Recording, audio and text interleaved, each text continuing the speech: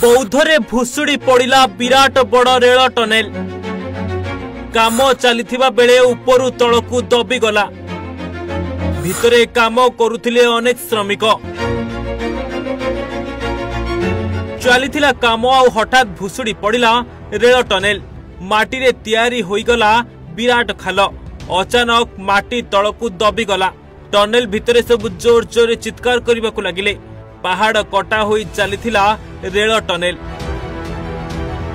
हाँ आज्ञा जो रेल टनेल उपरे समस्तकर नजर थिला सेही रेल टनेल भुशुड़ी पड़ी पहाड़ कटा होई चलीथिबा रेल टनेल विराट बड़ खाल होई हठात खसी पड़ी एमिति किछि अघटन देखिबाकू मिलिछि बौद्ध जिले में एही रेल लाइन टी खोर्धारू बलांगीर को जोड़ी थांता ए अघटन रे जीवन हानि हेबार कौनसी सूचना मिल पारि नाही।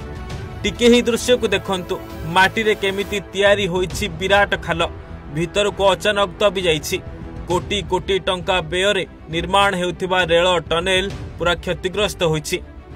सूचना मुताबिक खोर्धा बलांगीर रेल लाइन रे निर्माणाधीन रेल टनेल रे सोमवार अघटन देखिबाकू मिलिछि। अड़ेणीगढ़ निकट में कौनसी कारणरू टनेल भुशुड़ी पड़ी टनेल भुशुड़ीबा कारणरू प्राय 30 मीटर एक खाल हो जाइथिबा जणा पड़ी। एही दुर्घटना समय कार्य चलीथिला कि नहीं और कौनसी श्रमिक उपस्थित थिले कि नहीं ता स्पष्ट होई नहीं। राज्यर अन्यतम पुरातन रेल प्रकल्प खोर्धा बलांगीर रेल लाइन नहीं बलांगीर सुवर्णपुर बौद्ध कंधमाल संबलपुर और नयागढ़वासी उत्साहित अछंती।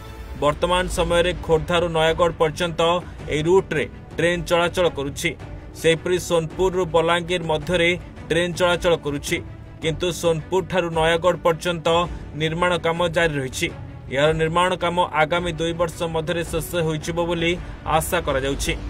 अन्यपटे पूर्वतट रेलपथ पक्षरु कुहा जाइछि जे टनेल भुशुड़ीबा समय घटनास्थल रे कौनसी श्रमिक नथिले।